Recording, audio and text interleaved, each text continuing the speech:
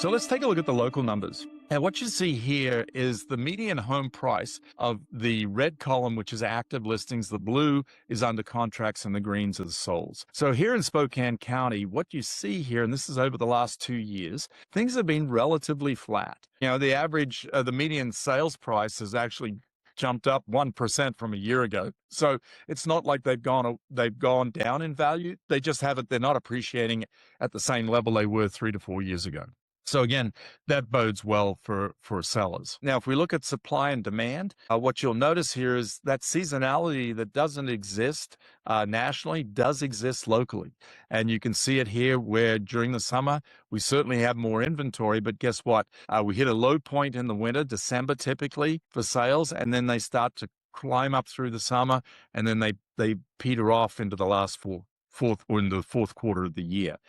Interestingly, you can see here, inventory is actually up year over year, as are the under contracts, which bodes well. Sales are down just a little, right, down 15%.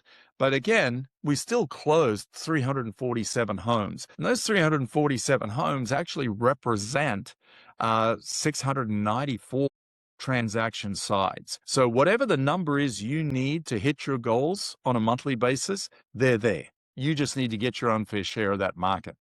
And this bodes well. So when we look at inventory up and under contracts up, I think of those two metrics as what I would call windshield numbers. So that's what we see as we're driving down the road. The sales are rear view mirror numbers, because that's indicative of the activity that occurred 2 to 3 months ago. And we all know the average escrow is about 30 to 45 days. So it takes time for us to get our inventory closed. Now, if we look at months supply of inventory, and what you see here is that we went from 2.4 months of inventory in January of last year, 2.7 months of inventory this year.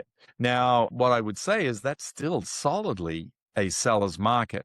Now, what I think is interesting is that not all buyers believe that. And so it makes for the conversations that we have both with our sellers and with our buyers a little bit more nuanced, right? As we educate both of them about the realities of the market that we're in. And again, what this tells me is that the right price inventory is going to sell, and it's probably going to sell fairly quickly.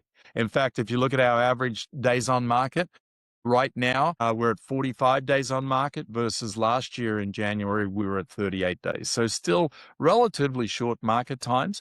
But as that market times increase, we just need to understand that we may have to change our strategies and our communication with our clients.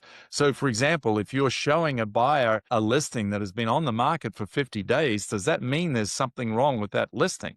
And of course, the answer is no. It just means that that's average, right? So educating our buyers about that. By the way, if we're going to have our inventory, our sellers be on the market for longer periods of time, what are we doing about being proactive and purposeful about communicating on a regular basis, like a weekly cadence, for example, with our sellers, so that during that period of time, they're not feeling left out and falling through the cracks? Thanks so much for watching. Please subscribe and join us as we continue to build careers worth having, businesses worth owning, and lives worth living.